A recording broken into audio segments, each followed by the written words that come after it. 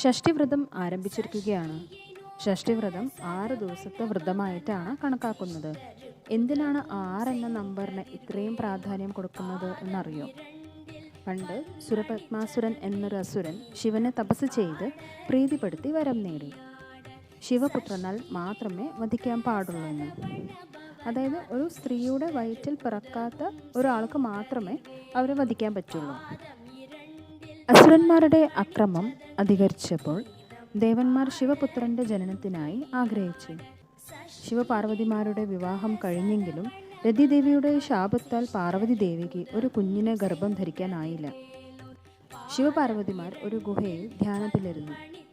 ധ്യാനത്തിനൊടുവിൽ പാർവതി ദേവിയിൽ നിന്ന് ഒന്നും ശിവന്റെ പഞ്ചമുഖങ്ങളിലെ തിരുകണ്ണിൽ നിന്നും 5ആയി 6 അഗ്നിഗോളങ്ങളാണ് ഉത്ഭവിച്ചത്. ഈ അഗ്നിഗോളങ്ങളെ വായുദേവൻ അഗ്നിദേവനെ ഏൽപ്പിച്ചു. എന്നാൽ ചൂട് സഹിക്കാൻ വയ്യാതെ അഗ്നിദേവൻ തീഗോളങ്ങളെ ഗംഗാദേവിയെ ഏൽപ്പിച്ചു. അഗ്നിഗോളങ്ങളുടെ ചൂടിനാൽ വെള്ളം തിളച്ചു തുടങ്ങിയപ്പോൾ ഗംഗാദേവി ഗോളങ്ങളെ ശരവണപ്പൊയ്കയിൽ 6 താമരകളിൽ നിക്ഷേപിച്ചു.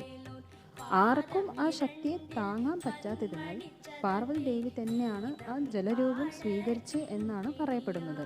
ആ അഗ്നിഗോളങ്ങൾ 6 കുഞ്ഞുങ്ങളായി മാറുകയും 6 കൃതികാദേവിമാർ കുഞ്ഞുങ്ങളെ വളർത്തുകയും ചെയ്തു. പിന്നീട് പാർവതി ദേവി 6 കുഞ്ഞുങ്ങളെ ഒരുമിച്ച് കെട്ടിപ്പിടിച്ചു. അവർ ഒന്നിച്ച് 6 മുഖങ്ങളുള്ള 6 മുഖനായി മാറുകയും ചെയ്തു.